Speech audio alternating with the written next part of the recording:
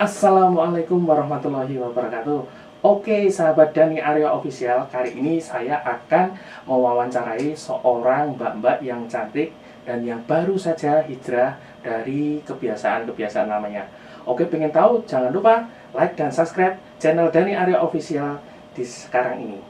Oke, kembali lagi dengan saya Dani Aryo Official. Kali ini kita kedatangan bintang tamu yang sangat luar biasa, yaitu adalah Mbak Dian Aryo. Oke, nah, sekarang mungkin dari awal, dari tema pertama kita akan bertanya langsung tentang data diri. Kira-kira Mbak Dian ini berasal dari mana, terus sudah berkeluarga, atau mungkin sudah punya anak, atau gimana? Monggo silahkan. Halo teman-teman semuanya, perkenalkan nama saya Dian Aryo. Saya tinggal di Yogyakarta, asli dari Jawa Timur, tapi alhamdulillah sudah tinggal lama di Jogja dan bersuami, statusnya juga beranak 2, alhamdulillah. Aktivitas sehari-hari menjadi entrepreneur saja, itu aja sih Pak. Oke, baik. Itu yang pertama. Yang pertanyaan kedua adalah, kalau boleh tahu, kira-kira hobinya Mbak Dian Aryo ini apa ya kira-kira ya? Kalau hobi, kebetulan saya di desain, di fashion design itu bermula dari senang menggambar, lalu kemudian mendesain baju yang pertama untuk diri saya pribadi, karena body saya yang agak sedikit berbeda dengan teman-teman yang lain alias mini size, jadi saya harus mencoba mendesain baju untuk saya pribadi, lalu kemudian berangsur-angsur saya mendesain untuk khalayak umum. Oke, udah 2 pertanyaan sudah dijawab oleh Mbak Dian Aryo. Untuk selanjutnya, tunggu pariwara berikut ini. Yes!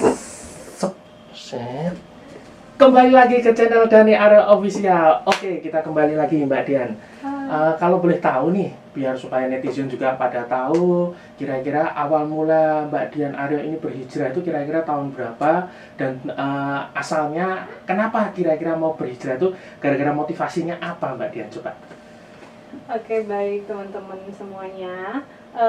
Dulu saya pada zaman jahiliyah dulu pernah juga tidak berhijab. Lalu pada lahir zaman jahiliyah. Ya kayak gitu guys. Kemudian pada tahun 2006 saat saya sudah bekerja, diterima di salah satu BUMN yang cukup besar di Indonesia, yang paling besar bahkan di Indonesia. Di situ saya memulai untuk menutup diri, menutup sesuai syariat dengan jilbab.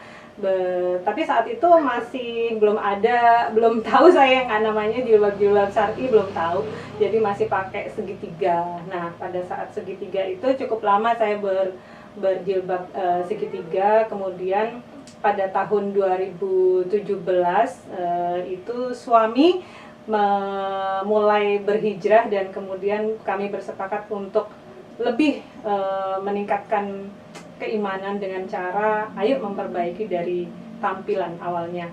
Jadi pada saat itu saya diajak suami untuk menggunakan cadar di tahun 2017, dan di situ saya mencoba pertama kali menggunakan half niqab seperti yang saya pakai seperti ini. Nah, di awal-awal saya juga masih buka tutup karena secara pribadi saya sendiri juga ada sedikit pemberontakan ya gitu, kenapa sih harus ditutup gitu, sedangkan saya merasa diri ini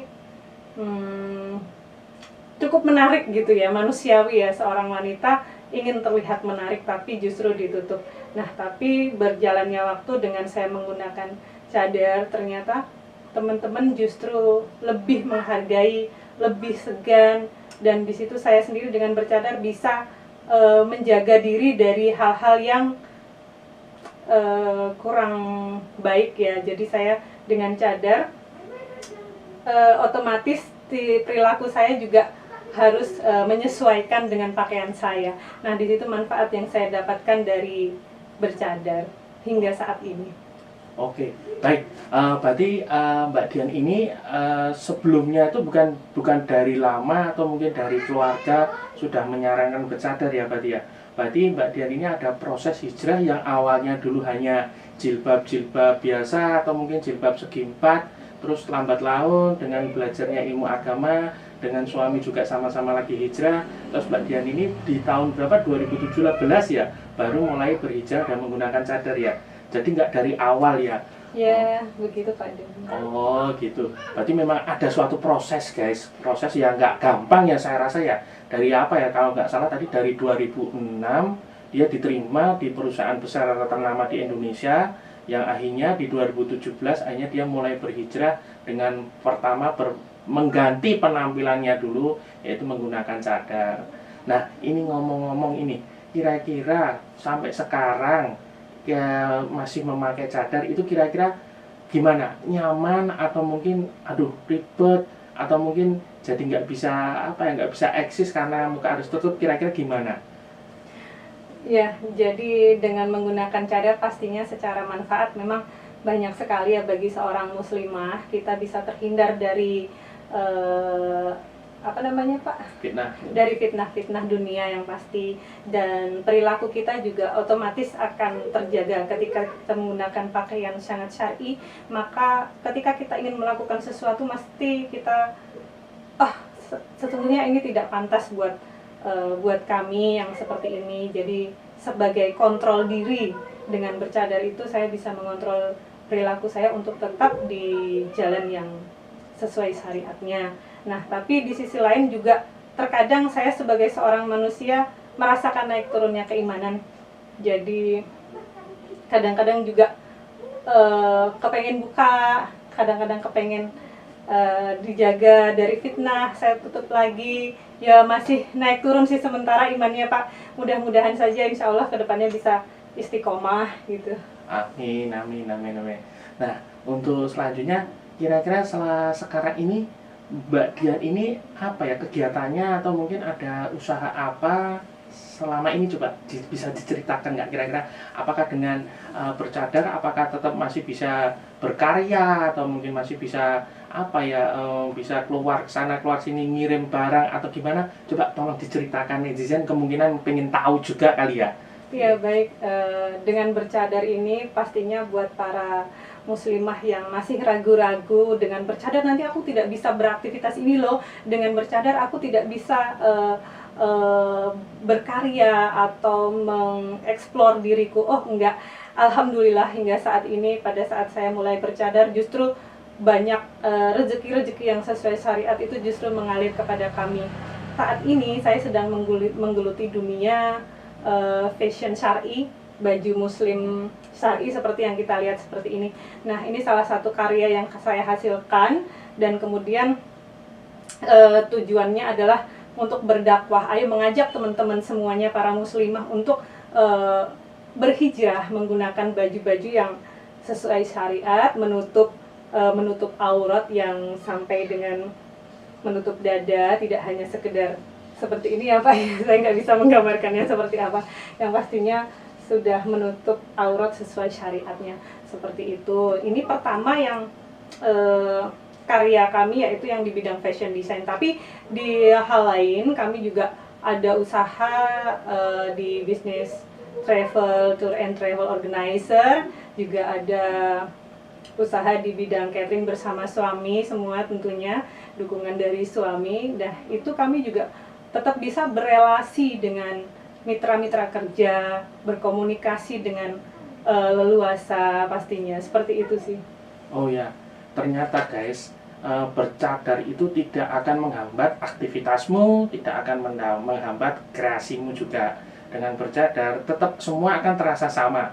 Bahkan dari lingkungan pun justru yang selama ini kita mengatakan, bercadar orangnya aneh, ternyata tidak. Ternyata sama juga, orangnya juga supel, diajak ngobrol juga bisa, diajak kerjasama juga bisa. Nah, Mbak Dian, ngomong-ngomong nih, coba sebutin 3 usaha tadi kira-kira apa aja, coba. Fashion syar'i, Terus tour and travel organizer, kemudian catering and wedding organizer. Saya guys, ternyata banyak guys. Untuk alamat kira-kira gimana? Bisa lihat di bawah ini ya. Ya, ini jangan lupa kalau seandainya belum lihat, langsung di follow, oke guys, di Instagram, Facebook maupun di YouTube.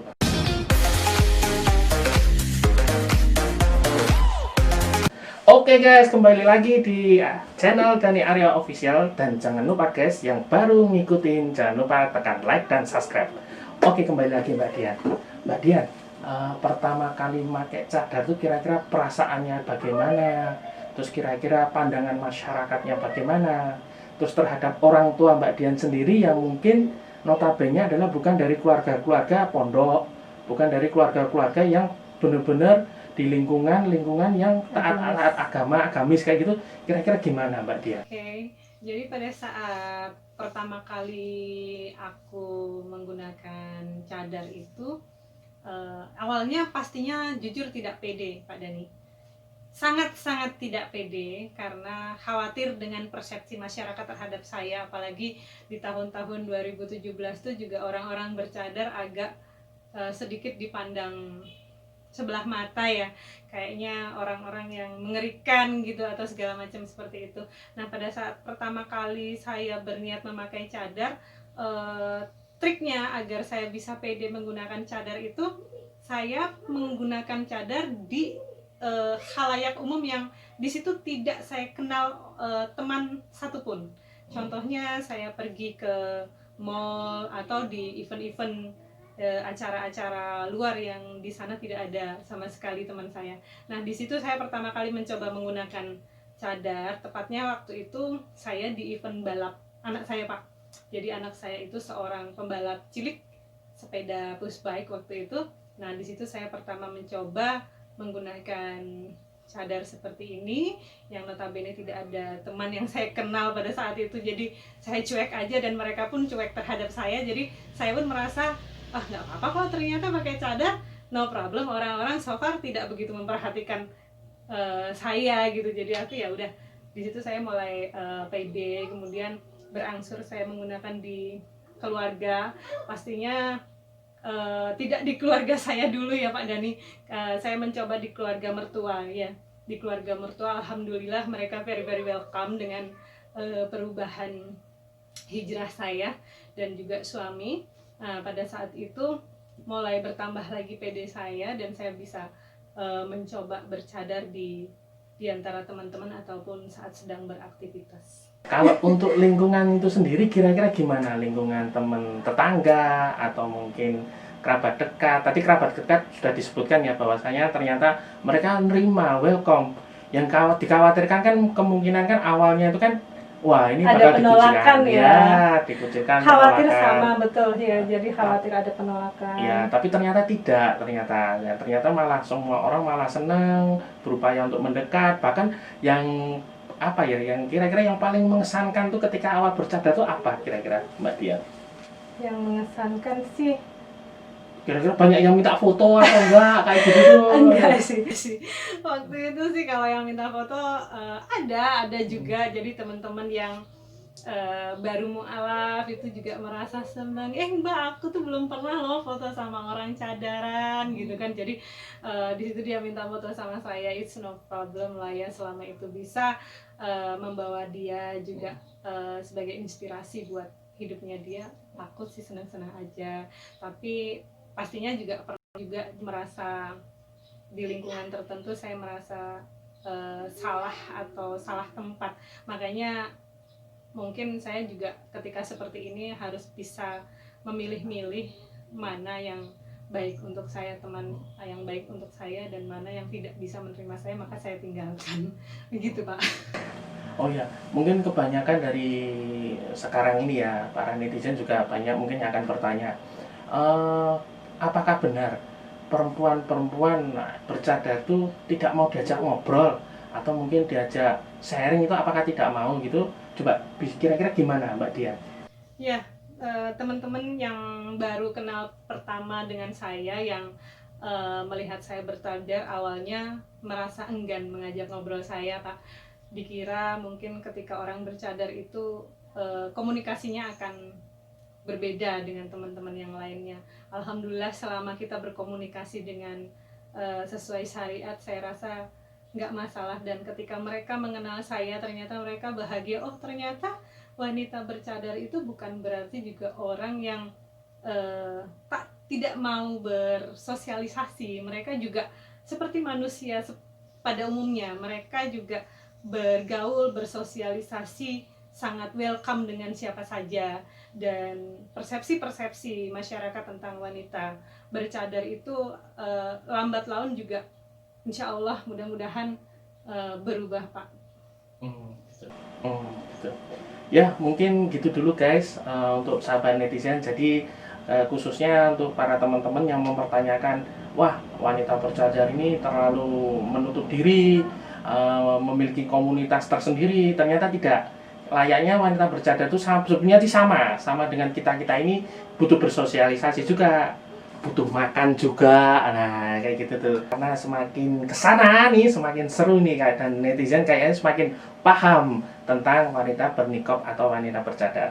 Nah pertanyaan selanjutnya Mbak Dian ini, kalau wanita bercadar itu ngomong-ngomong dia mendandani dirinya sendiri atau bermake up, itu kira-kira gimana Mbak Dian? Ya, baik, memang Pak Dani, secara syariat jika kita berhias adalah untuk menggoda pria atau berniat untuk agar kecantikannya itu dipuji, maka itu adalah dosa.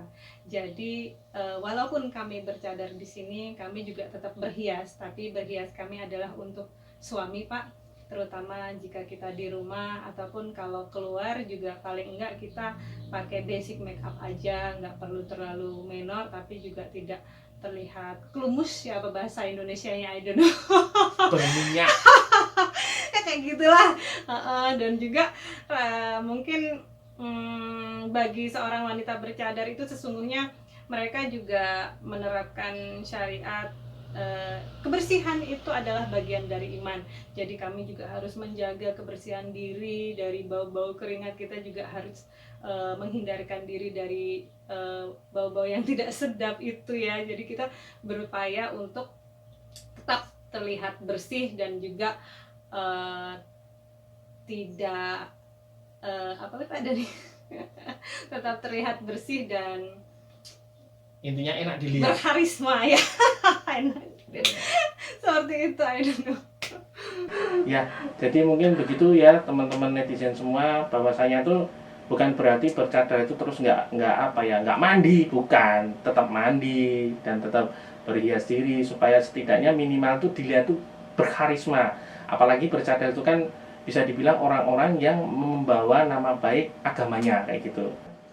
Oke, untuk selanjutnya mungkin udah di penghujung acara juga. Kira-kira apa pesan dan kesannya untuk para teman-teman netizen ini yang mungkin yang awalnya pengen hijrah atau mungkin ragu untuk hijrah? Kira-kira apa nih nasihatnya Mbak Dian? Monggo silakan. Oke, baik, buat teman-temanku yang sedang dalam proses hijrah menuju dari jilbab segi 4 atau segitiga menuju jilbab syar'i bercadar, saya berpesan jangan ragu-ragu teman-teman semuanya. Insya Allah Allah akan memudahkan langkah hijrah kalian, akan menguatkan iman kalian dan akan meningkatkan ketakwaan kalian.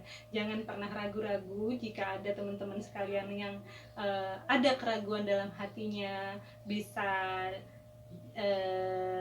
DM saya kalian, nanti bisa bagi sharing-sharing tips dengan saya. Pokoknya jangan ragu, kalian akan tetap bisa berkarya, kalian akan tetap bisa bersosialisasi seperti teman-teman yang lain, tentunya dengan tampilan yang lebih syar'i dan juga keimanan yang lebih baik. Begitu Pak Dani.